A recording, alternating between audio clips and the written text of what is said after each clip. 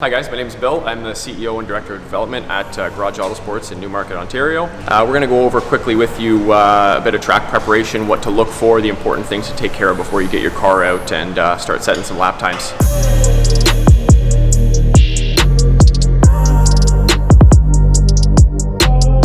So what is one of the first things we need to think about when you're getting prepped for the track for any car? Basic things you need to start with is maintenance. If your car's behind on maintenance, you need to get that up to date. We're talking fluids, filters, brakes, steering, suspension. You need to make sure that all your fluids are up to date. A lot of people look at mileage. Age is very important as well. If your oil's a year or two old, you need to get that out of there. If your brake fluid's a couple years old, it's a great thing to start with. Check your air filters. And make sure you're going to be reliable for a good track day. Okay, so the condition of the tires is very important as well.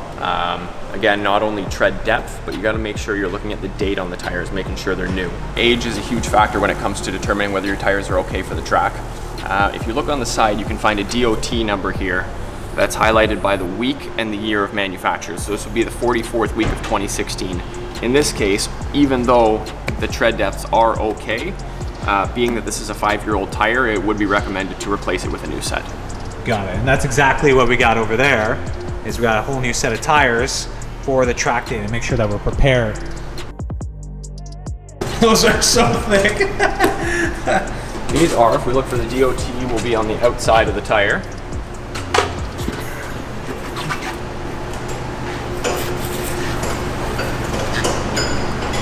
You can see these are fresh. Third week of 2021. It is very, very important to always have the tires regularly inspected by a certified technician to make sure you're always going to be safe.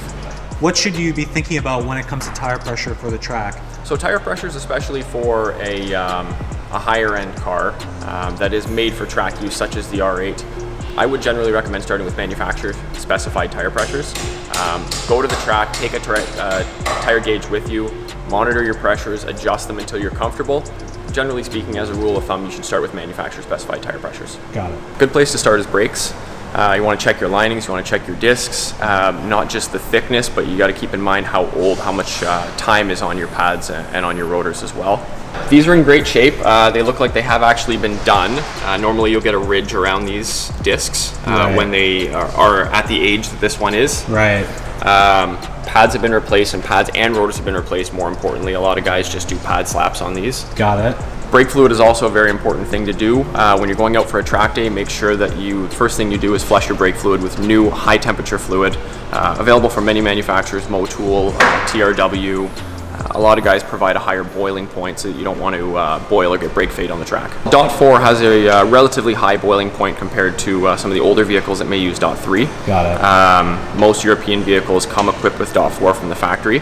But when you get out to a track day, especially if you're putting down some hot lap times or if it's a heavier vehicle, the DOT4 is not sufficient, doesn't have a high enough boiling point. So you'll want to switch to something like an RBF 600 that has a boiling point of, let's say, 550 or more. So a very important part of track prep is making sure your car is leak free, making sure all your fluids are where they're supposed to be, which is inside the engine. So we just do a quick look over here just to make sure we have no gearbox leaks, engine oil leaks, anything that could potentially cause an issue for yourself or other track goers. Right. The last thing you want to do is leave a puddle of oil right on the middle of a corner, wipe someone else out. So overall, this looks pretty good, very clean. Now, it should be noted we are going to be changing the oil on this, so everything will be resealed with fresh oil and filter to make sure there are no leaks in the future. During an inspection, we also check all steering and suspension components, make sure all bushings, bearings are tight, all ball joints, make sure you have no movement or anything that could throw off your alignment or throw you out of traction during a track day. So what are the signs, like when you're looking at this, that it's actually worn out? Well, you're looking for things like cracked bushings, worn ball joints.